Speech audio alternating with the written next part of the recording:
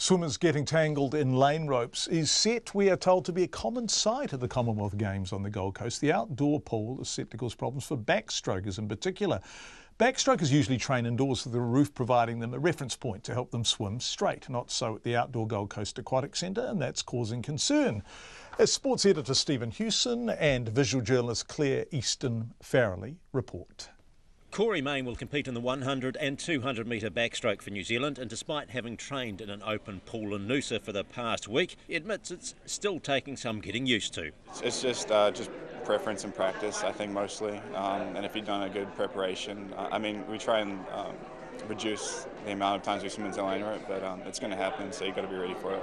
So have you been able to get out and swim at night in the pool? Yeah. And how did you find that? It's all right. Early mornings are about the same as night, so you kind of prepare for it and you get used to it. You didn't have too many crashes? I always crash, so you kind of get used to it. A roof would solve the problem, of course, but there's a simple reason why the pool here doesn't have one, according to Gold Coast Organising Committee Chief Executive Mark Peters. It's open because we didn't want to spend tens of millions of dollars for 6 days. And we've run championships in there, and as the swimmers say, we get wet. So we're not worried about any of that. As you would know, track and fields, outdoors, lawn bowls, it's not an issue for the athletes. It is an issue, however, for New Zealand paraswimmer Jesse Reynolds, and he's got the scars to prove it. I've actually got a pretty decent mark on my finger from the lane rope already. We're doing a big max session in Noosa, like one of the first days we got there, and went straight in. So it's been really interesting. A little bit painful, but that's all right. So we could see swimming become a contact sport? Potentially, yeah.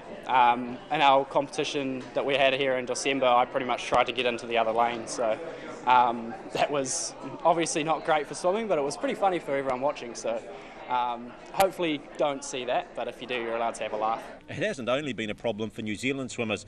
The Australians too have had problems.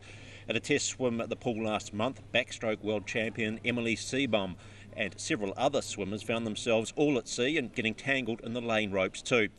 The Australians, though, will have a definite advantage, says New Zealand paraswim coach Simon Mayne. They've had it for years, they'll have grown up, learned to swim, and then they go into their mini squads and they go on. So yeah, they've definitely got an advantage for the backstroke. The swimming competition at the Games begins tomorrow with Karina Doyle, the first of the New Zealanders to make a splash.